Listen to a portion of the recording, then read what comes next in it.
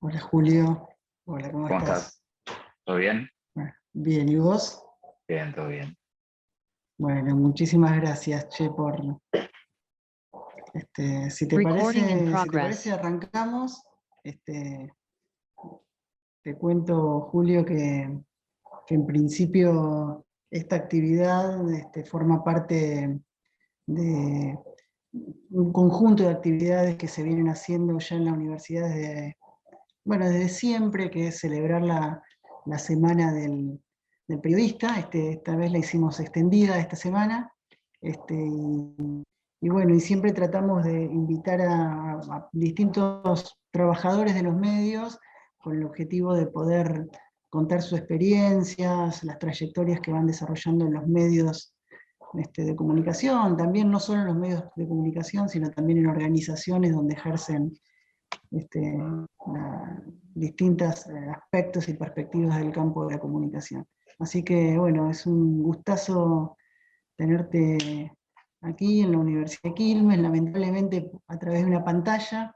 En otras circunstancias seguramente estarías en el auditorio de la universidad, pero bueno, no perdemos las esperanzas de que podamos volver a eso pronto. Así que Ojalá, bueno, ojalá. ojalá. Un placer para mí estar en la charla. Siempre me gusta hablar con los alumnos y ver en qué anda, qué piensan, qué preguntan. Y nada, ojalá que en algún momento pueda ir ahí a la de Quilmes que no conozco. Una de las pocas del conurbano que todavía no fui. Bueno, buenísimo. Bueno, Julio, para empezar, si te parece, hago una pequeña presentación de tu trayectoria, eh, porque, bueno, en principio, bueno, Julio Leiva es periodista, productor, realizador audiovisual, estudió periodismo en el Círculo de Periodistas y formó parte de la primera camada de estudiantes de producción integral de ETER, ¿no? De la escuela ETER, ¿no? Contaste en alguna entrevista que la primera vez que entraste a un estudio fue justamente en ETER, te tomó una prueba de Eduardo Liberti y te dijo que te dedicaras a otra cosa, digamos, ¿no? Sin embargo, vos reinterpretaste eso como queriendo decirte que si te ibas a dedicar a esto, que te lo tomes en serio, ¿no? Luego trabajaste con Lalo Mir en un formato que tradicionalmente, en otra etapa de la historia económica argentina, fuiste pasante, esas pasantías que se renovaban mes a mes, y terminaste trabajando 6 años con Lalo, ¿no? A quien siempre mencionaste que le tuviste mucho respeto, admiración, y que para poder quedarte laburando con él, laburabas hasta 16 horas por día con tal de producir muchos contenidos para laburar con Lalo, digamos, ¿no? Entre otras, bueno, anécdotas que podemos contar es que una de las primeras bombas periodísticas que tuviste fue sacar al aire a un tipo que estaba dentro de las Torres Gemelas el 11 de septiembre de 2001. ¿Es verdad eso? Sí, sí, fue apenas el avión había estrellado, nada, conseguimos un teléfono, llamamos y estaba justo bajando, nada, por las escaleras de una de las torres de World Trade Center y bueno, y después nos relató en primera persona cómo caía el edificio, ¿no? Impresionante. Actualmente, bueno, también sos parte de Cheque en Blanco, el programa de Futurock con Alfredo Zayat y equipo. Bueno, hiciste un laburo que a mí por lo menos me gusta mucho, que se llama La Máquina de Escribir Voces, que es un programa que comenzaste a hacer en Vorterix, en esa experiencia de radio online que era también una radio audiovisual, que empezó a indagar, ¿no? Por lo menos en nuestro país, en esa experiencia, en un formato de entrevistas, entrevistas de 50 minutos, una hora de producción, digamos. Dirigiste 2 documentales, puntualmente sobre la historia del Indio Solárido, uno que es Piedra que Late, que es del 2013, que narra lo que se llama la misa recotera, y también el otro, Tsunami, una océano de gente, que fue el segundo documental sobre el indio, que fue hecho con la entrevista de Mario Pergolini, ¿no? Bueno, y actualmente, podríamos contar un montón de cosas más, pero actualmente sos director editorial del medio Filo News, y que, bueno, que es un medio, ahora vamos a hablar bastante sobre este medio porque nos interesa mucho el trabajo que haces ahí, y puntualmente también haces un ciclo de entrevistas eh, denominado Caja Negra, seguramente el producto que tal vez más te contacta con esta nueva generación, que son nuestros alumnos, y bueno, una generación de chicos de 20 años, porque allí no solo lo haces por medios no tradicionales, por internet o bueno, por redes sociales y por todo eso, por YouTube, sino también que pones en la agenda pública a todos actores que son jóvenes, que representan a la escena freestyler, youtubers, instagramers, bueno, estos jóvenes que de alguna manera están de alguna manera ausentes de los medios tradicionales, de la agenda de los medios tradicionales, y vos lo pusiste en una agenda de primer plano, digamos, ¿no? Recientemente inauguraste una entrevista con Mara Gómez, la primera jugadora trans que fue en Villa San Carlos. Bueno, una historia muy interesante. Y bueno, y si te parece, dan ganas de empezar por el final, pero también por el principio, cuando empezamos a trabajar este encuentro, vos me dijiste, bueno, hagámoslo un poquito más tarde, porque quisiera estar en la expectativa de lo que pasa con la inauguración del nuevo programa de Caja Negra, digamos, ¿no? ¿Y qué implica para vos, Julio, estar en la expectativa, atento a lo que va pasando en un medio que, si bien por supuesto el estreno fue en directo y todo eso, es un medio que es atemporal justamente, ¿no? Ahora la podemos ver mañana, la semana que viene y todo eso. Pasa que ahí tenés primero que el trabajo de difusión, contar tanto en las redes de Filos como en mis redes que eso se está emitiendo y que la gente ya lo puede ver. Eso tiene que ver con posteos de extractos de la entrevista, con fotos, con toda la información que dé cuenta que eso se está estrenando. Lo segundo tiene que ver con ir mirando ese estreno para que no haya ningún problema. A veces que puede que pase que YouTube o tarde en cargarlo, o pase algo en el medio de la emisión. Nos ha pasado alguna vez que por ahí justo en la edición no entró un audio, entonces justamente nos damos cuenta en el estreno. Si bien chequeamos, hay veces que te puede pasar en alguna confusión o algo que eso ocurra. Después de estar atento a los comentarios, a cómo viene, a moderar un poco los comentarios, a filtrar algunos comentarios que tienen que ver con algunas palabras que por ahí que YouTube mismo censura, y entonces estar atento a eso. Y nada, y después básicamente es ver cómo sigue su camino una vez que ya está on demand y que la gente lo puede seguir viendo después del estreno, ¿no? ¿Qué vocación individual, personal tuviste para volcarte al periodismo audiovisual, digamos, ¿no? Eh, Yo vengo de la radio, o sea, Ujú. trabajé en todas las radios más o menos de renombre nacional, desde, no sé, Ujú. Rock and Pop, Vortex, Mega, Radio del Plata, Radio Mitre, Radio Nacional, no sé, y América, te puedo nombrar un montón.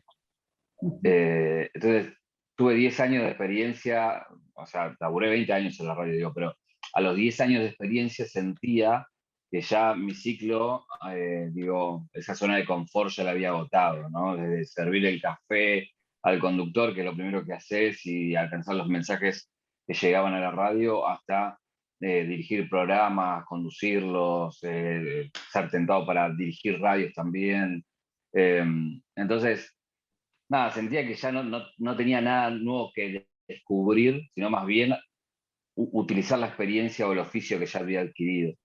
Y en lo audiovisual me parecía que era un campo nuevo a descubrir y a tentar para salir de esa zona de confort, arriesgar, volver a experimentar cosas que ya no me pasaban en la radio.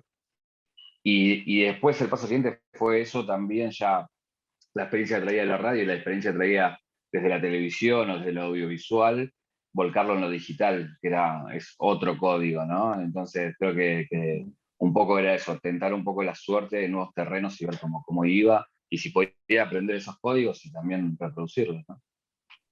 Bueno, y justamente metido en esta actualidad, ¿no? Donde dirigís un medio que nace 100% digital, pero a su vez digital porque, bueno, Filonews es una web que puede ser parecida a los medios informativos tradicionales, pero a su vez tiene mucha producción propia para Instagram, bueno, para las distintas redes, ¿no? Al punto de que hace 2 o 3 años se inauguró el primer noticiero que salió en vivo por Instagram, por lo menos en nuestro país, tal vez con un formato de temporalidad televisiva y qué sé yo, pero vos ahí tenés la responsabilidad de pensar no solo la editorialización, sino las narrativas, los formatos, de pensar un medio 100% digital para una audiencia nueva y para un contexto nuevo, ¿no? Donde hay que contactar con nuevas generaciones. Sí, un poco cuando iniciamos la idea de Filo era tratar de adecuar un medio del 2019, 2020 a su actualidad, digamos, la actualidad que vive la sociedad, ¿no? Ya no nos informamos como nos informamos antes, ya el teléfono pasaba a ser parte nuestra, ya las redes sociales eran donde convivíamos constantemente, entonces era como cruzar con un medio esos lugares, ¿no? El teléfono, las redes, las conversaciones. Y desde ahí apuntamos desde hacerlo más tradicional, que era una página web, digo que es lo más tradicional que se puede encontrar en lo digital, y después empezar a arriesgar con formatos, ¿no? Para redes sociales, para YouTube, para Instagram, para Twitter. Hoy estamos también en TikTok. En algún momento volcaremos a Twitch. Y en ese arriesgar empezamos a encontrar eso, una narrativa, un camino, una forma, un formato, una identidad, un nombre, una marca, todas esas cosas que hoy distinguen a Filo y que también mostró, y hoy lo puedo decir porque ya hasta, perdón, pero me da un poco de gracia, cómo muchos de los medios empezaron a tomar ese aprendizaje, ¿no? Eh, entonces, hoy si lo ves hoy, vas a ver que no es tanta la diferencia como lo era hace 2 años atrás. Hace 2 años atrás era como que nos miraban y decían, ¿qué están haciendo? Y hoy es como, bueno, nada, nos pasa con eso, con que vienen a Filo o a querer tener personas que trabajan en Filo o a directamente llevarse formatos muy parecidos. Y eso nos fue pasando, lo cual está buenísimo porque quiere decir que nos fue bien y que nos miran, pero también nos genera un nuevo desafío, es como volver a ser diferentes ahora bueno, que todos están medio en el mismo camino, ¿no? Ujú. Y cuando vos tenés que planificar esa rutina de producción, digamos, ¿no? ¿Sobre qué depositas tu mirada? Porque, bueno, evidentemente, tanto en la propuesta de Vorterix como de Filonews, siempre hay una mirada que tiene la valentía de la innovación, ¿no? Bueno, digo, porque puede salir mal también, pero tiene la valentía, ¿no? Justamente es mirar donde no nos está mirando nadie. O sea, es como que la información de que si arreglamos con el Club de París o no lo arreglamos, la vamos a tener y todo el mundo la va a tener. Pero el encuentro de Elegante de Ibai para nosotros era fundamental en el día de hoy, porque chocaban dos mundos, chocaban dos realidades, chocaban dos países, chocaban dos continentes, dos narrativas muy distintas, pero que a su vez confluyen y se potencian. Entonces, digo, para marcarte una diferencia bien sustancial, ¿no? Por eso también te digo que hoy no sé, veo que por Clarín lo pone ahí va como un personaje, pero porque también, digo, nosotros lo veníamos buscando, por ejemplo, para Janeiro hace un año atrás nadie lo conocía dentro de lo que era lo tradicional, digamos, ¿no? Ujú, Para poner un ejemplo que digo a cualquiera de los chicos que estoy hablando ahora, no le estoy diciendo nada nuevo, ujú, porque es lo que consumen y es lo que viven y es lo que están haciendo todo el tiempo, pero para los medios es un mundo nuevo para muchos, ¿viste? ujú. Entender que esos son los nuevos protagonistas, que son los nuevos formadores de opinión, que son la gente que influencia en un determinado rango etario y social y económico y que cambiaron un poco los códigos y dieron vuelta al tablero para una nueva forma de comunicar, ¿no? Ujú. Bueno, yo también voy a hacer un par de preguntas más, Julio, y también después les quiero compartir a los que están en la sala que quieran preguntar, ¿no? Dale, Eh, dale. ahí, bueno, por supuesto, cuando yo al principio te decía, Caja Negra pone una nueva agenda, ¿no? Nueva agenda de temas y de actores, digamos, ¿no? ¿Y cuánto hay de la tiranía, del like o de la reproducción, ¿no? Uno, viendo por lo menos en la data que aparece en el propio YouTube. Qué sé yo. Elegante, creo, salvo que me equivoco, es la nota más reproducida de Caja Negra, creo que tiene más de 5 millones de reproducciones. O no sé, o Litquila, o Bizarrap, ¿no? Estos chicos que muy jóvenes tienen un nivel de influencia impresionante, digamos, ¿no? ¿Cuánto de eso te obliga al medio, a vos, a la producción del programa, a ir por ese camino de tener más cantidad de likes, de reproducciones, para seleccionar la agenda de entrevistados? Ahí hay una confusión con respecto a eso. Uno cree que si pone a determinada persona va a tener inmediatamente views o likes. Ujú. A veces pasa y a veces no. Pongo un Ok. ejemplo bien concreto. Hicimos una nota con Z Tangana en Sí, España, que sí. está en La su semana momento pasada más, salió. exacto, está en su momento pico, y creo que están a 150.000 reproducciones, que para el número que veníamos de Ibai, de casi 1 millón de reproducciones, es bajo. Y nosotros esperábamos que fuera mucho más, y no fue así. El caso de Ujú. Elegante es recontra emblemático, era su primera nota en un medio. Entonces no Impresionante. sabíamos cómo le iba a ir. Y hoy tiene 5 millones, creo que y medio de vistas, y nada, y rompió todo y se hizo meme y apareció en todos lados y dejó mucha tela para cortar. Entonces, yo te puedo decir en la previa, sí, busco y trato de que haya views, que haya like, pero también trato de traer a Mara Gómez, que por ahí no es muy conocida y que muchos la van a conocer, y así con otros que vendrán, y otros que nos piden, que son muy pedidos y que en algún momento vendrán. Todo eso está, pero todo eso no asegura que vaya a pasar. Lo que sí asegura es estar todo el tiempo buscándolo, ¿entendés? Buscándolo desde el lado Ujú. del contenido, de lo periodístico y también del timing muchas veces, de que una nota puesta hoy no es lo mismo que puesta en 2 semanas o en un mes atrás, digamos, ¿no?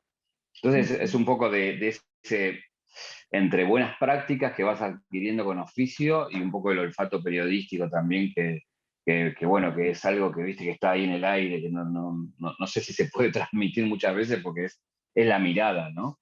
Y yo creo Ujú. que justamente el periodismo se trata de eso, se trata de miradas, como la música, como los libros. Yo siempre me acuerdo de una frase que vos ahí nombrabas, que Lalo para mí era como un maestro, que siempre me quedó de chico, que él decía, los pianos son siempre iguales, tienen tantas teclas blancas, tantas teclas negras. La diferencia es cómo lo tocas. O sea, el piano está ahí y es, quien se siente a tocarlo es Marta Argerich o soy yo que no sé tocar. ¿Entendés? Entonces, digo, es como de una pelota de fútbol, lo puede ser Messi o se puede caer. Digo, con esto que lo que quiero decir es que hay gente talentosa y gente que tocaba por la varita, son muy pocos, el resto es laburo y es buscar siempre, digamos, ¿no? Como es el gol, digamos, ¿no? Siempre buscando Ujú. el resultado. Y cuando hablo de resultado no hablo solamente de cantidades, hablo también del resultado de que algo esté bueno. De la calidad informativa, claro. Y ahí también, Julio, vos también lograste, bueno, ahora en la explosión de Caja Negra, pero también con el ciclo eh, de la máquina de escribir voces, el rol del entrevistador, digamos, ¿no? Muchas veces aparece mucho en la televisión, aunque no siempre muy bien tratado, y sin embargo, cuando uno busca referente el trabajo de la entrevista, hay pocos y muy buenos, y vos entrás ahí a dialogar con esos pocos y muy buenos. Digo, pienso que hay algo de Polo en tus formas de encarar la entrevista, de Perro Verde, o inclusive de Ana Cacopardo. Y creo que Duki decía, cuando después de que hiciste la entrevista, decía, no, es un tipo que se ocupa de saber quién sos, de preguntarte, ¿no? Bueno, ¿cómo encaras vos ese laburo? ¿Qué te proponés cuando haces el trabajo de entrevista? ¿Y cómo abordás eso? Sí, es un estilo de entrevista. Yo no digo que sea más o menos válido que otro. Digo, la televisión a veces tiene unos mandamientos que tienen que ver con la urgencia y con el rating y demás que obliga muchas veces a hacerlo de esa manera. Yo nací, me crié con eso, con Polo. Polo para mí era como un referente generacional del periodismo muy fuerte. A los más chicos, si no saben quién es Fabián Polosecchi, pongan en YouTube Fabián Polosecchi documental y van a entender cuando lo vean y van a ver que el periodismo de los últimos 20 años, por lo menos audiovisual, recae sobre él, siendo casi un marginal del periodismo en sus comienzos y también en su ejercicio, digamos, ¿no? Porque fue un programa de culto el que él hacía y terminó suicidándose frente a las vías de un tren, que lo cual le agregó más épica a su historia y lo engrandeció, porque bueno, ya sabemos cómo es, ¿no? Cuando alguien muere joven y bueno, después es más grande, digo. Y también El Perro Verde, Antonio Carrizo por otro lado, Soler, el español, digo, un montón de ellos que son esto de la entrevista de autor casi, digamos, donde se pone todo el peso en el entrevistado más que en el entrevistador, ¿no? Y donde uno es una especie de guía medio invisible que trata de extraer lo mejor y sacar la pulpa y el jugo lo más que puede del entrevistado. Un poco es ese estilo, que a mí lo que me parecía que ese cruce de un estilo quizás ya medio perdido y lo nuevo, iba a eso, a provocar una explosión linda, digamos, ¿no? Un poco el ejemplo yo creo que ponía el de Zetangana hoy, que mezcla flamenco con reggaetón o bachata digo, y esa mezcla de estilos muchas veces provoca algo nuevo. Yo creo que un poco eso fue la novedad de Caja Negra, ¿no? Ujú.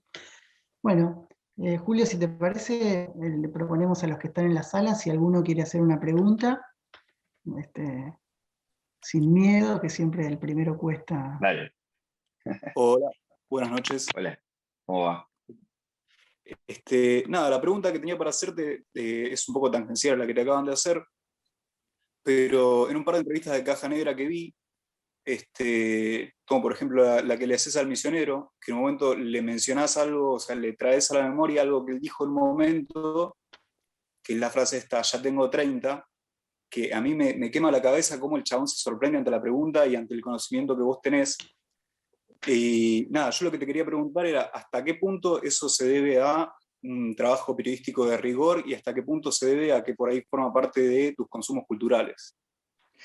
Ambas. Hay personajes que conozco muchos y otros que por ahí no conocía nada y tengo que buscar. Y hay algunos, no sé, te pongo el ejemplo, no sé, Brunencher, que es un streamer. No había data de él, no había ni una sola nota de él. O Elegante, creo que había un solo live de Instagram, creo que había de él. Y no mucho más, después estaba su obra. Entonces ahí te pones a buscar. Y otros que salen, ¿viste? Te cuento algo y se los cuento, no lo cuenten. Pero el sábado, ¿qué nos pasó? Cuando fuimos a España, grabamos como 5 o 6 cajas negras, ¿no? ¿Y qué pasa? Ya publicamos la de Ibai, publicamos la de Lina, publicamos Zetangana, y digo, y si empezamos a publicar, digo, las que teníamos más las que teníamos grabadas antes de ir a España, digo, no sé, íbamos a estar en agosto y todavía publicando cosas. Entonces lo que decidimos es, vamos a publicar las de Argentina los miércoles como veníamos, y vamos a publicar ahora las que nos quedan de España el fin de semana. Y el fin de semana vamos a publicar una que quizás muchos no lo conozcan, algunos de los muy futboleros sí, que hicimos una nota a Jorge Valdano, que fue campeón del mundo con Maradona en el 86. Fue un jugador argentino muy famoso en los 80, del Real Madrid, fue dirigente del Real Madrid, fue el que estuvo a cargo del equipo galáctico, digamos, que formó el Real Madrid. Y esa nota me la avisan unas horas antes. Che, Valdana te va a recibir y vas a poder hacer la nota. Entonces no tenía tiempo para estudiar. Entonces voy a la nota en el camino pensando qué nota le planteo con lo que yo sabía de él, digamos, ¿no? Entonces ahí fíjate, después mirala la nota, o mírenla, porque esa es una nota de la cual yo no estudié nada con respecto a las otras. Traía cosas que me acordaban en medio de la nota y que quería preguntarle, y siempre yo planteo como la nota entre el personaje, la persona y lo que piensa, ¿no? Es como si digo, son 3 columnas así como muy fuertes, ¿no? Entonces después decido dónde recaigo más o dónde me quedo más. Con él traté de plantear una entrevista más en lo que piensa, ¿no? Y bueno, la idea, un poco a lo que me preguntás, es, hay veces que juego toda esa investigación previa que hice y hay veces que, como esta, que nada, voy sin red y pasa lo que pasa. Y hay veces también que llevo y no la uso. O sea, me pasó una entrevista que no salió todavía de un cantante que vamos a sacar, que me cuenta una anécdota al minuto 20 y la anécdota dura como 20 minutos. Cuando termina la anécdota, le digo, mira, ya no tengo, o sea, me lloraba de la risa, yo le dije, mira, ya no tengo que preguntar más nada, la nota terminó acá. ¿Te parece? Sí, también me parece. No le pregunté nada de su vida, no le pregunté nada de nada. Fuimos con eso, pero bueno, son momentos que se dan, ¿viste? Y yo creo que ahí, digo, lo que uno tiene que estar preparado es, ¿viste? ¿Qué hacer en esos momentos? ¿Viste? Si vos venís con una guía, que yo siempre voy con una guía, ¿qué hago? ¿Me quedo ahí aferrado a esa guía o conecto con el momento, con la persona, con el lugar? Y si veo que está fluyendo algo, tiro esa guía y me amarro a ese momento mágico que está pasando, ¿viste? Entonces ahí yo creo que está un poco la decisión muchas veces de que uno tiene que hacer y que tomar. Y eso te lo da el oficio, ¿viste? El hacerlo mucho. Yo digo, si ves una caja negra de las primeras y ves las últimas, vas a notar también diferencias. Yo mismo dentro del mismo formato de caja negra también fue avanzando, ¿no? Muy bueno. Julio, Otra- sí. ¿Sí? Yo te quería consultar si con las entrevistas que haces en Caja Negra tomás en cuenta las repercusiones quizás más políticas que puede tener en otros medios. Por ejemplo, en el Caja Negra que hicieron con Dizzy, si a la hora de pactar y de pensar esa entrevista, si le diste importancia a la repercusión que podía tener en otros medios, teniendo en cuenta quién es la persona a la que entrevistas. Sí, pero yo te diría que no por los medios en sí mismos, porque por el público mismo, porque si vos te estás sentando frente al hijo del presidente, o la hija, o como quieras, digo, como quiera ella llamarse, ya sabés que va a tener repercusión y que tiene un peso distinto, ¿no? Vos mismo con los ojos la vas a mirar distinto. Y sacando de ese lugar, no sé, sentarse frente al Duki, por ejemplo, por lo referente cultural que es hoy en día, ya sabes que tiene un peso y que eso va a tener cierta repercusión según lo que diga. Entonces vas preparado para eso. Y de alguna manera también preparás la nota porque sabes que ciertos temas que puede tocar, eso, digo, puede tener cierta repercusión. Lo que sí, yo no estoy buscando el título constante. O sea, en eso sí, digo, a veces juego con eso, pero no es lo central. Quizás si eso fuera en televisión sería por ahí con mucho hincapié sobre eso, ¿no? Entonces, de hecho también, si vos te fijás, muchas veces también en los comentarios nos ponen, dice, che, tantos títulos buenos que tiene la nota y ponen ese título, ¿viste? Nos dicen. Y nosotros el título que estamos poniendo tiene que ver con la búsqueda que vos vas a hacer, ¿viste? Si vos pones Z Tangana, Tiny Dex, y yo te pongo en el título Tiny Dex, es mucho más probable que encuentres la entrevista que si yo pongo una frase picante de él. Entonces, a ver, sí me fijo, pero creo que si estuviera en un medio tradicional, creo que el 90% de la entrevista sería eso. Caja Negra me da la libertad muchas veces de no recorrer constantemente esos lugares. Bien. Bueno, gracias, Luciana. ¿Alguien más? Mientras Yo acá, buenas noches. Sí. No, Julio, preguntarte si ves a las nuevas plataformas, ¿no? Tanto hablamos, no sé, de YouTube, Twitch, los podcasts y demás. Estas nuevas plataformas, si ha encontrado el periodismo, el reinventarse, ¿no? A través de estas plataformas y salir un poco de los medios tradicionales y también a la vez una forma de captar y de llegar a nuevos públicos. Creo que ahora se están dando cuenta y ahora están empezando a mirar con interés y con respeto a esos lugares como un lugar para crear contenido, ¿no? Si vos te fijás, YouTube, digo, vas a ver mucho periodista deportivo ahora que el último año empezó a hacer videos y, y por ahí, digo, de la política hay menos, pero de a poquito van llegando, ¿viste? Pero después también tenés al revés, muchos que no son periodistas, pero están cumpliendo un poco ese rol y están teniendo por ahí mucha más injerencia que los periodistas mismos, ¿no? El caso por ahí muy emblemático es el del Coscu, en el sentido que nosotros veníamos de los 80, 90, donde, no sé, Lalo Mir, Mario Pergolini, Marcelo Tinelli y no sé, la Negra Bernasi, te puedo nombrar varios, que decían, me gusta tal canción o vayan a ver tal show, y eso hacía que se disparaba la venta de tickets o se compraba mucho tal o cual disco. Hoy ese rol lo cumple Coscu en un sentido, digo, dice, reacciona a un video y ese video dispara en cuanto a sus reproducciones, o reacciona mal y ese video no sale de las views que tiene. Entonces, en el hecho concreto, con elementos periodísticos está pasando todo el tiempo. O sea, de Jorge te lo resumo, si querés también es periodismo, o te puedo decir Matías Botero, en un punto también, mezclado con humor, a lo que era, no sé, esos programas más al estilo informativos y humorísticos, y así un montón te puedo nombrar. No sé, Paulina Cocina tiene tanto o más rating que cualquier programa de cocina de la televisión. Entonces, eso está pasando orgánicamente y lo que está haciendo es que muchos que venían de lo tradicional estén migrando a hacer sus propios contenidos en distintas plataformas, ¿no?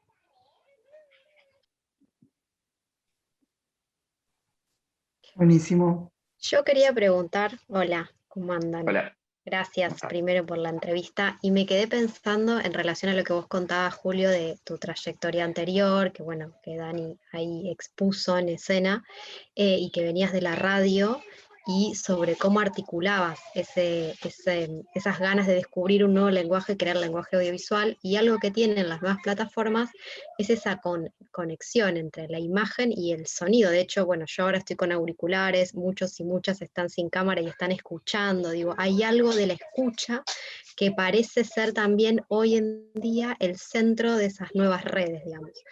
Y en la pregunta que respondiste sobre la entrevista, que fuiste sin estudiar, digamos, me acordaba también, decía, bueno, ¿cómo será el lugar de la escucha en la entrevista? Es decir, cómo aparece la escucha en la producción audiovisual y cómo aparece la escucha en tu proceso como periodista en ese oficio de la entrevista. Recordaba a Fabián Polosecchi, que es un gran periodista audiovisual, que seguramente han visto, y que una de las premisas era esa, escuchar al otro o a la otra para desde ahí construir esa entrevista como género. ¿Cómo trabajas con esa relación entre la radio y el audiovisual y los nuevos lenguajes? Sí, si yo te tuviera que como articular en el sentido de decirte, mira, cómo laburo, o sea, para mí hay tres pilares fundamentales. Uno tiene que ver con el audio, lo segundo tiene que ver con el video y lo tercero tiene que ver con la interacción. Yo creo que lo que los medios tradicionales nunca terminaron de darle la misma importancia es esto, de que hay un feedback que es parte también del contenido. O sea, que yo te estés contestando ahora completa eso que vos me decías, ¿no? Acá hay video, hay audio, y bueno, y hay una interacción. Entonces, eso también es parte del contenido. Cuando yo hice la máquina de escribir voces, estaba en Vortex, 2012. Primera radio con streaming. Hoy, hablar de streaming es como todo el mundo sabe lo que es un streaming. En el 2012 nadie entendía lo que era, ni nosotros mismos entendíamos qué era. Entonces empezamos a experimentar. Entonces, cuando digo, bueno, tengo que hacer algo para aprovechar todo esto que tiene Vortex, digo, voy a hacer un programa de entrevistas donde el audio salga por la radio, aprovecho el teatro que tiene Vorterix, que es lo segundo fuerte que tenía, y lo tercero, el streaming, lo filmamos y que salga por streaming. Entonces ahí aprovechaba todo el universo y el 360 que tenía Vortex. Entonces siempre le di mucha importancia. Ahora voy a otro aspecto que me parece que por ahí quería hacer esta aclaración como para ubicarlos, al que creo que hace referencia, que tiene que ver con la escucha del otro y la escucha de la entrevista.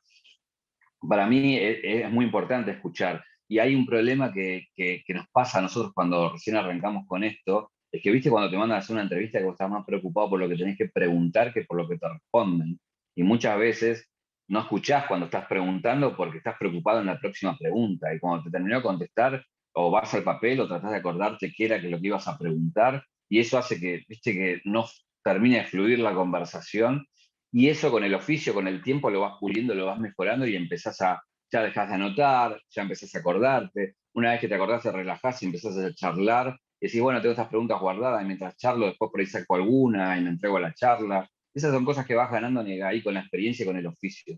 Yo después de tantos años de entrevistar, he entrevistado hoy como estoy en el lugar más cómodo, con aire acondicionado, con luces, con cámaras, re tranquilo. Me ha tocado entrevistar en represiones, no sé, en estadios de fútbol, en apuradas que me he comido. Entonces, todo eso me dio una cierta experiencia para hoy con mucha tranquilidad ir llevando. Y eso también me permite muchas veces poner mucho énfasis en la escucha, digamos, no apurarme por preguntar ni por querer, viste, imponer, sino ir llevando y que fluya la charla, y muchas veces los silencios, esa escucha que vos decís, muchas veces son preguntas, viste, yo calculo que si, no sé, con cualquiera de ustedes nos van a tomar algo y me cuentan sus problemas y yo me quedo callado, ustedes mismos medio se preguntan mientras van hablando, le debe pasar con amigos que no, que tengo tal problema, pero y se quedan y después por ahí reflexionan otra cosa. Y casi siempre, a medida que vas avanzando, es más rica la definición, digamos, ¿no? Y si te fijas en Caja Negra, yo muchas veces me quedo callado y dejo la pregunta que hice, y quizás cuando retoman ese silencio, que siente como un interrogante, por ahí la reflexión es mucho más rica. Julio, también te traslado una pregunta del chat, que también nos están ahí llegando. Ileana dice, mencionaste cómo trabajabas la entrevista en la previa. Me interesa que comentes también cómo armabas en cheque en blanco la crónica de la semana. También buscando mucha data. Yo siempre laburé como dos planos. Uno, el plano estrictamente periodístico, que tiene que ver con qué información voy a buscar, qué investigación voy a hacer, todos los elementos que todo el mundo conoce del periodismo, ¿no? Y lo segundo que laburo es el formato. O sea, Caja Negra tiene, para ponerlo bien gráfico, tiene muchos elementos periodísticos de la información, la investigación previa a la pregunta, pero a su vez tiene un formato, que es una escenografía toda negra, la idea del conceptual de la caja negra del avión, esta cosa del recuerdo, de ir a buscar a tu memoria y que aquello que quedó grabado en vos me lo reflejes, y a su vez eso quede grabado en un video que va a quedar en YouTube y va a ser la caja negra de tu vida. Nada, tiene toda esa cosa conceptual. Y en Cheque en Blanco también, no sé, tenía fotos, por ejemplo, que era una sección que lo que yo hacía era contar o una biografía o un caso en fotos, lo que hacía era relatar y describir escenas que después las transformaba en fotos. Si quieren, pongan Julio Leiva fotos en YouTube para que no lo conoce y se va a dar cuenta de lo que hablo. Entonces ahí lo que hacía era buscar mucha data de investigación y eso después ponerla en función del formato. Y ahí es donde se viene una discusión muy interesante, ¿no? Porque ¿dónde pones más énfasis? ¿En el formato o en la investigación?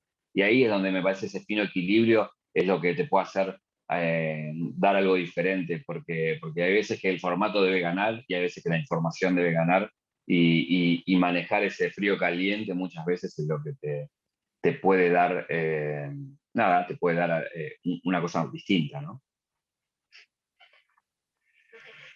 Muy bien. ¿Quién más? Hola, ¿se escucha? ¿Sí? Sí.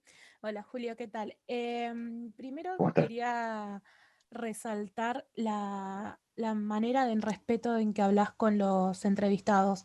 Creo que la mayoría de los que se vio por televisión parecieran como, perdón la palabra, los boludean o no los toman en serio, y creo que eso lo manejas bastante bien y a mí me hizo que me enganchara más con el tema, digamos, de Caja Negra y con todas las entrevistas, ¿no? De conocer más sobre, no sé, por ejemplo, el bananero o de los actuales, no sé, Duki y demás. Así que, bueno, y quería saber tu opinión respecto a eso, sobre qué pensás de esa manera de entrevistar los de la tele a la gente de ahora, digamos, actualmente. Vuelvo a lo que dije al principio, son estilos, ¿viste? A mí, si me preguntas a mí, obviamente hago el que me gusta y el que me siento más cómodo. Es muy loco que me digan y me elogien, como en tu caso, el respeto, ¿viste? Algo que es tan básico y que deberíamos tener todo. Pero bueno, se tergiversó tanto todo que o sea, la media era antes que todas las entrevistas sean así, respetuosa, tranquila, tratando de sacar algo periodístico. Y después, bueno, se fue transformando y hoy la media es eso, es como una cosa de ser picante en la entrevista, de que a nosotros al principio me costó que la gente entendiera, ¿viste? De que yo no iba a ser picante en la entrevista, que me iba a tomar alguna licencia en algún momento, pero que mi métier no iba a ser ese. Entonces a veces no lo entendía, y de hecho muchas veces me pasa gente que llega ahora a Caja Negra porque tomó dimensión, entonces va cayendo gente y empieza y se encuentra con todo ese universo de 70, 80 entrevistas, y dice, pero no me gusta porque parece que son amigos, parece que están hablando que son amigos, ¿viste? Y yo vuelvo a lo mismo, te puede gustar o no, son formatos. El tema es si cumple o no con el hecho periodístico, ¿no?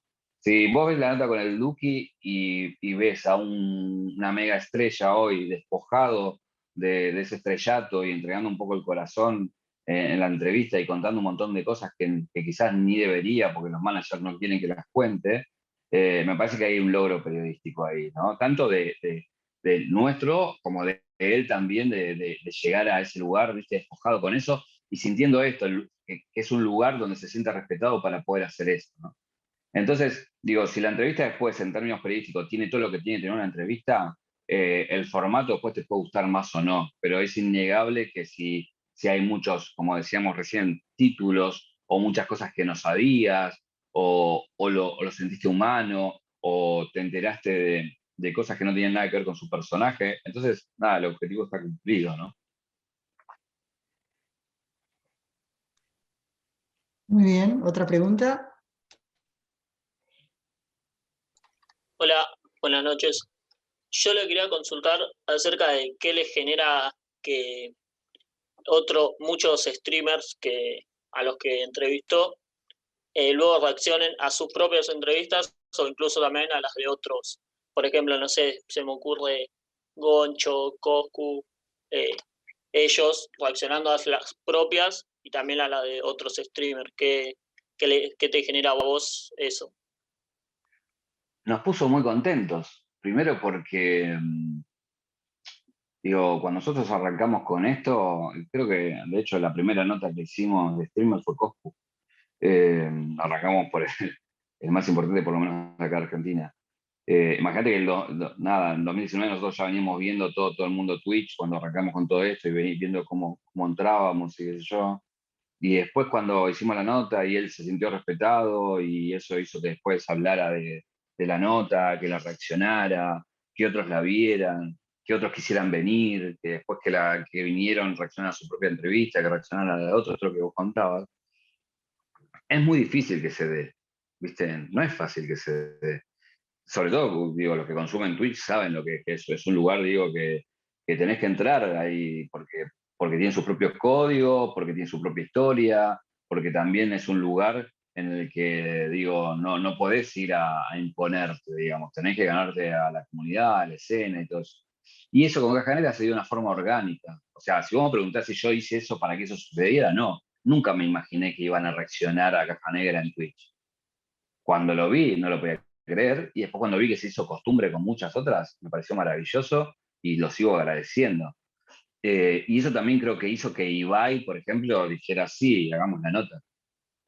Entonces, nada, no más que eso, que esa alegría, ¿viste? De que sea Cajanera respetado dentro de ese ambiente, que sea valorado, que muchos quieran venir. Todavía tenemos deudas con varios y varias que queremos invitar, pero también nos pasó, y esto me excedo un poco de la pregunta, que con la explosión que hubo en el último tiempo, mucha gente quiera venir. Y es una vez por semana, salvo estas semanas que conté recién que vamos a hacer doble, es una sola entrevista por semana. Entonces, digo, no podemos cumplir con muchos de los pedidos que tiene la gente también y con muchos de los pedidos de los que quieren venir también. Es como que, bueno, esperanos. De hecho, ahora nosotros tenemos como 2, 3 meses ya de entrevistas grabadas y a muchos les decimos que nos vienen y nos buscan.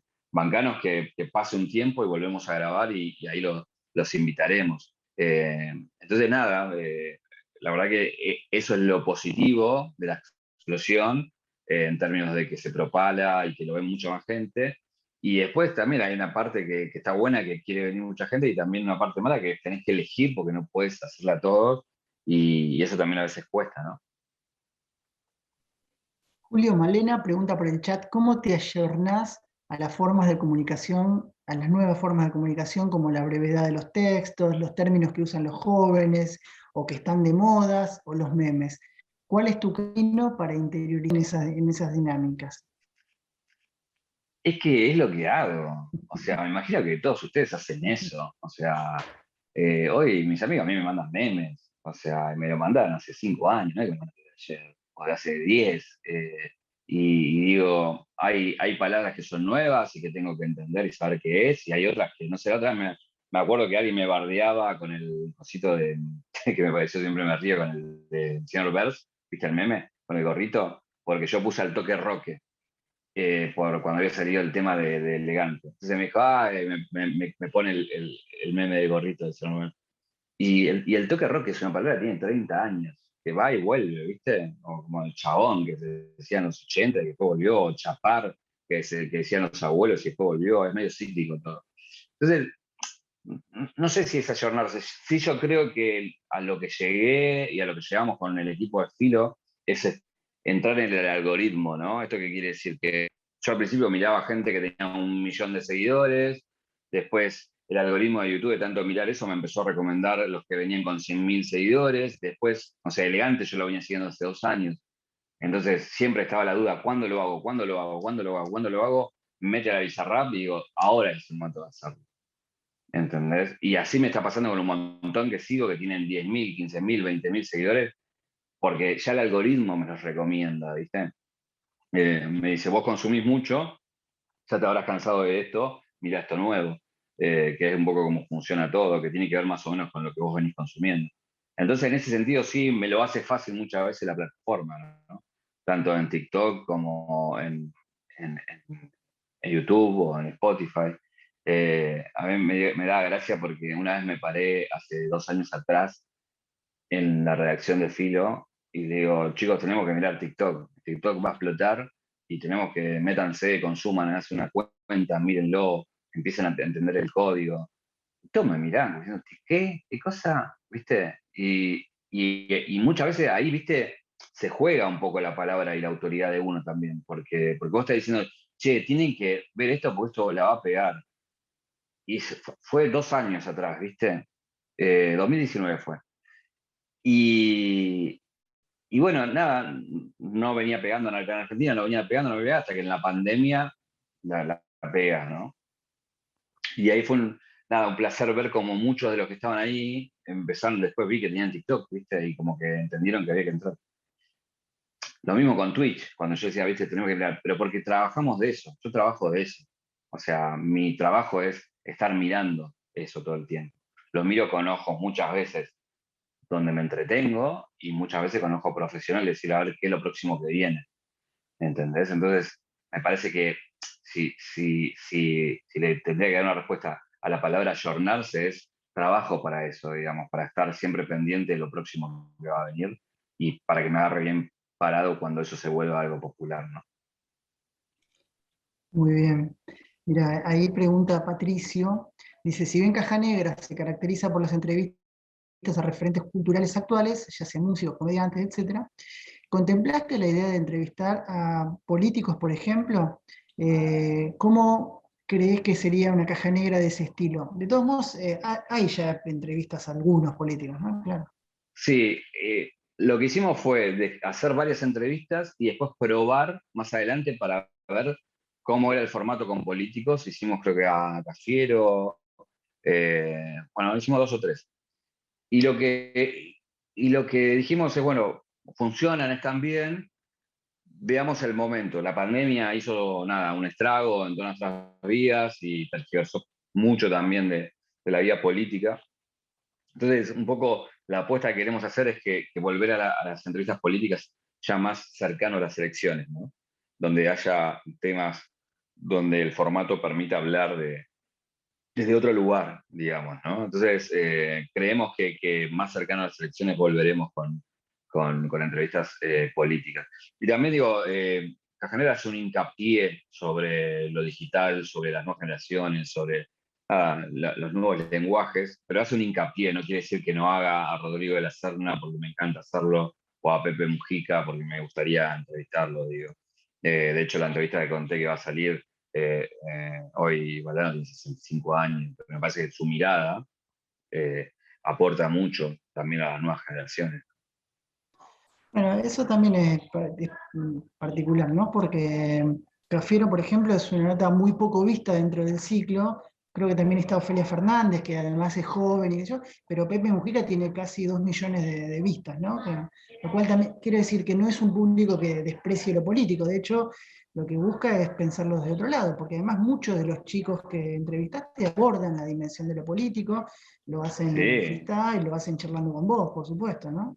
está todo el tiempo lo político. Y a mí me parece mucho más rico muchas veces eso, o sea, hablar con estos referentes y que en la charla se vislumbre eso político que hay, que hablar con un político, que también el problema de los políticos de que vienen justamente batallando en muchas... ¿cuál es el trabajo del político de la noche? Ir a un programa de televisión a discutir con los periodistas, digamos. Entonces están muy formateados en ese punto, ¿no? Y en la charla con muchos jóvenes, lo que sale también ahí es, no sé, esta cosa de lo colectivo que tienen muchos streamers, muchos freestylers, muchos raperos, muchos de la nueva generación en juntarse, en crecer juntos. Eso es como muy distintivo frente a mi generación, por ejemplo, donde nos mirábamos mal entre el rockero y el punk o el heavy o el que fuera. Entonces me parece que hay muchas cosas así políticas en el discurso que se vislumbran, ¿no? Julio, ya empezando a cerrar, porque bueno, tampoco te queremos robar el tiempo, estaríamos horas charlando con vos, pero entendemos que ya es tarde y todo eso. Tranqui, si quieren ¿No? pregunten, yo contesto y nada, cuando se cansan me avisan, yo no tengo problema. Buenísimo. Tampoco quiero que corran, digo. No vamos a estar hasta las 3 de la mañana, pero porque también tienen su vida, pero tampoco corran. No, una pregunta que me parece que es interesante es, bueno, vos ya describiste cómo se está produciendo todo este nuevo escenario, ¿no? De las plataformas, lo decís vos, lo dicen los chicos, lo dicen a través de sus consumos culturales, sus prácticas. Y en paralelo, ver cómo ves vos a la producción informativa en los medios tradicionales, digamos, ¿no? Porque bueno, también en el cotidiano del debate emergen muchas nuevas palabras, como por ejemplo la fake news, la manipulación de la información. Eso está, lamentablemente, los medios tradicionales se cargaron mucho de esa desjerarquización por muchas razones. Y bueno, ¿cómo estás viendo eso? Hay muchas aristas de ahí para analizar. Depende de qué lugar lo quieras mirar. En el caso, digo, puntual de las fake news, justamente el problema hoy es que digo, hay muchos intereses en el medio, entonces cualquiera de nosotros puede generar desde un tweet una fake news. Entonces antes eso estaba en poder de los grandes medios. Hoy cualquiera lo puede hacer desde su teléfono. Entonces eso hace que muchas veces corras el riesgo de comerte una fake news como medio, como periodista, lo que sea. Digo, no se lo voy a explicar, pues seguramente lo habrán visto un montón y aquel que no lo vio lo puede googlear simplemente con cuáles son las formas para darse cuenta de que es una fake news y cuál no, ¿no? Eso está como constantemente.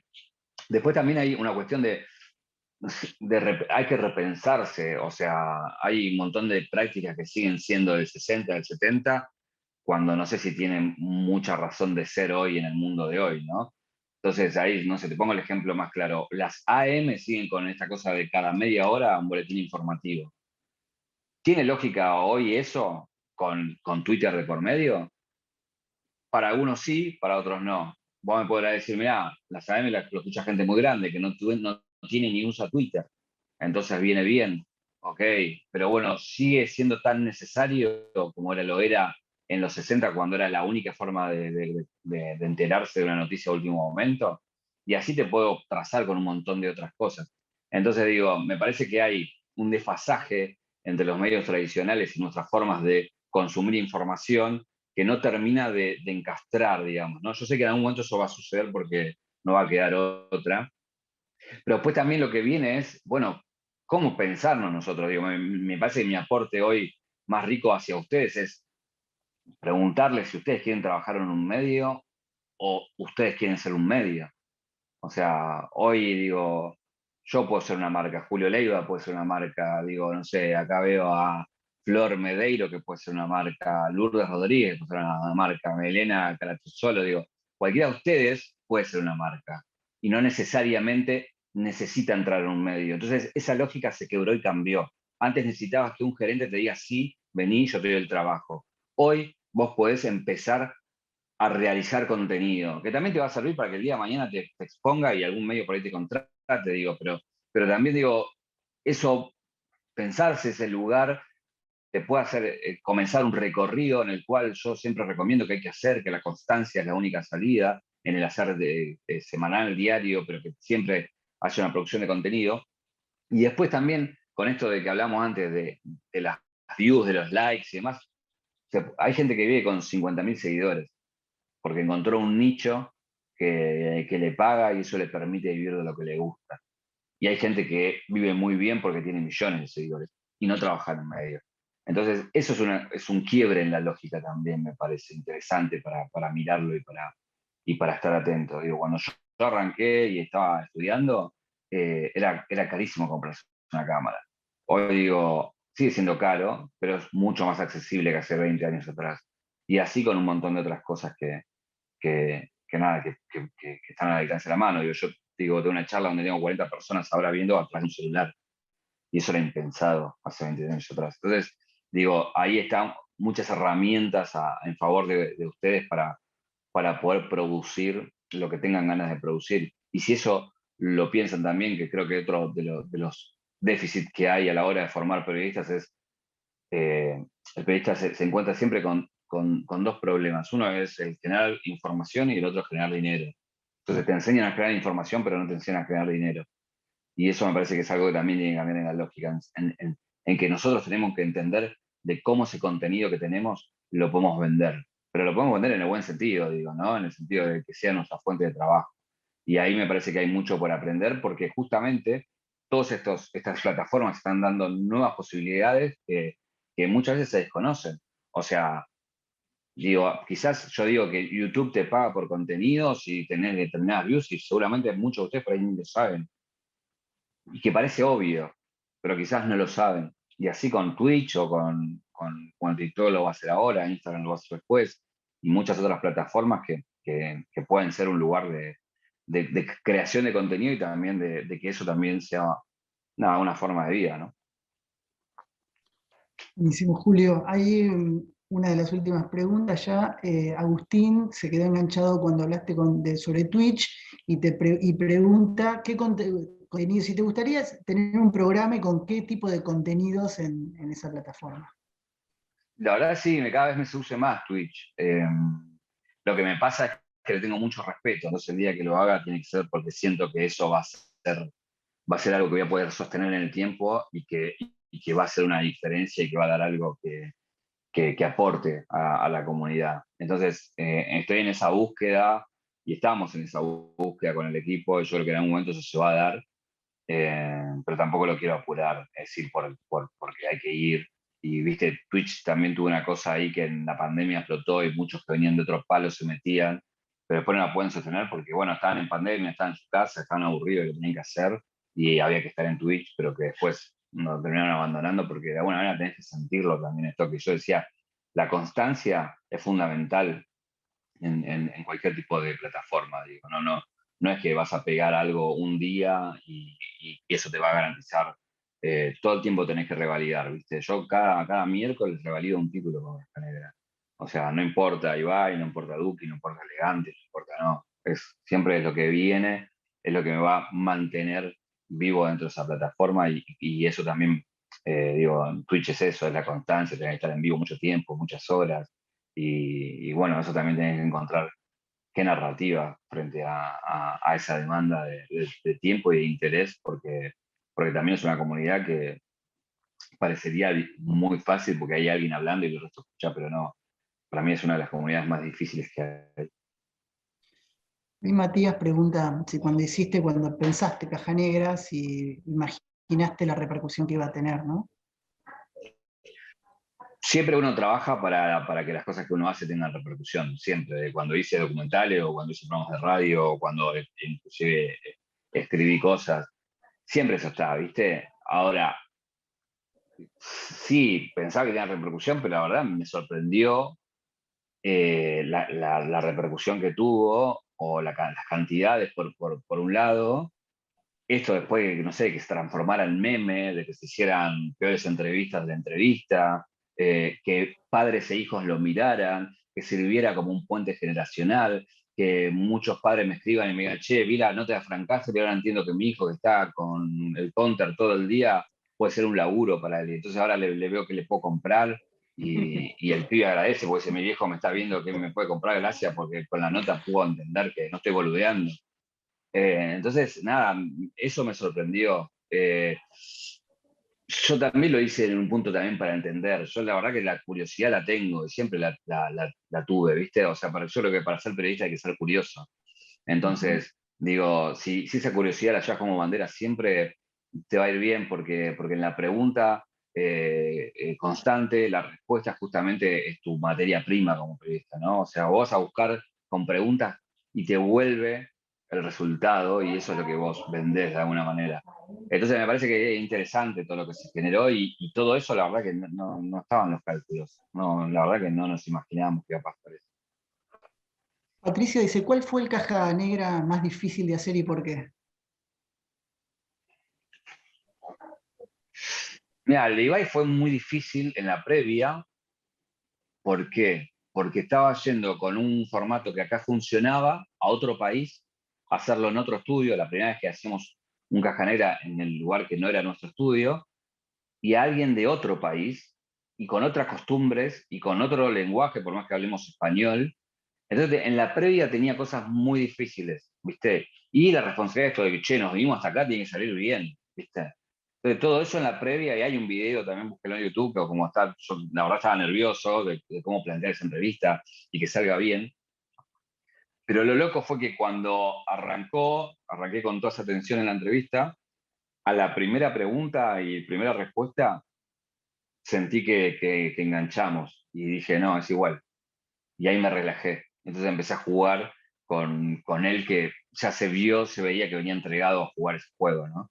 Entonces, en la previa fue la más difícil, pero creo que después en el durante fue de las más fáciles de hacer. Y después hay otras que son difíciles, pero porque se plantean difíciles en el medio de la nota, ¿viste? Hay gente que por ahí es mucho más para adentro y que le cuesta alargar y entregarse y demás, y es como un laburo un poco más fino. Eh, pero bueno, si te tengo que decir una que recuerdo ahora sí, creo que fue esa la de Ibai. Flor pregunta, Julio, como fan, ¿a quién te gustaría entrevistar? Tanto a alguien que esté viva o que haya fallecido, digamos. Y yo creo que por cuestiones que tienen que ver con mi historia, obviamente que es la del Indio Solari. Vengo a hacer 2 documentales con él. Eh, Uno fue 2013, como decías, Piedra Quilate, que es todo lo que rodeaba a un show del Indio, todo lo que tiene que ver con la misa, con la gente y demás. Y en 2016 hicimos Tsunami, donde está la nota con él, que la hizo Mario, en la que yo ayudé a preparar, pero no entrevisté. Y creo que, nada, sería un buen cierre de ese ciclo, ¿no? Siempre creo que es de las más pedidas, la que más me piden. Y, viste, es eso, como cuando arranqué con esto, me dice, che, vas a hacer un documental sobre el indio, sobre la gente. Yo decía, ni en pedo, es un quilombo hacer un documental. Bueno, lo hicimos. Che, ahora va a hacer un documental con él hablando en cámara. Es imposible, el chabón no habló nunca en cámara. En 40 años nunca dio la cara en una entrevista. No va a pasar eso. Y pasó. Y nada, así, con esas pruebas es que sueño que alguna vez por ahí se pueda dar y ojalá. eh, pero bueno, nada, sabemos que es muy difícil, ¿no? Pero las esperanzas no se pierdan. Ahora está más abierto, está por radio, por lo menos está haciendo más entrevistas, ¿no? La semana pasada. Bueno, Julio, Sí, sí, la semana pasada dio una. de una. Estamos encantadísimos de haberte tenido en la universidad, aunque más no sea de esta manera, también esperanzados de poder invitarte a la presencialidad cuando todo esto pase. Y considerando que te invitamos en el contexto de los festejos de la Semana del Periodista, la última pregunta que te queríamos hacer es, si vamos a la caja negra de tu vida, no sé si lo escuchaste, ¿cuál fue el clic que te convirtió en el periodista Julio Leiva? Yo creo que ese que contabas vos, el de las Torres Gemelas, creo que a mí me demostró, yo lo conté por eso, porque me demostró en lo profesional que estaba a la altura, ¿no? Tenía 20 años, creo, o sea, era un hecho disruptivo en la humanidad, o sea, era algo que no conocíamos, era un temor nuevo, se abrían un montón de interrogantes y yo estaba en un programa de radio al aire, en vivo, y tenía que hacer algo con eso. y empecé a llamar a todos lados y hasta que hablo con la radio de Uruguay, digo, ¿tenés algo de allá de Estados Unidos? Me dice, mira, tengo este teléfono pero no me atiende, fíjate si te atiende a vos. Y esas cosas de llamar, y me atendió. Y digo, estás en la torre, estoy bajando por la escalera, se está incendiando, se está cayendo todo, ¿pero puedo poner al aire cuando salga? Dice, no, poneme ahora, quiero contarlo. Me dice, bueno, dale, si querés salir, si te parece, vamos. Y nada, salió al aire cuando estaba saliendo de World Trade Center y ahí contando cómo se caía una de las torres. Y eso a mí me dio la pauta a eso, de que podía, digamos, aportar contenido a un hecho mundial. Entonces dije, che, pues, nada, puedo hacer esto.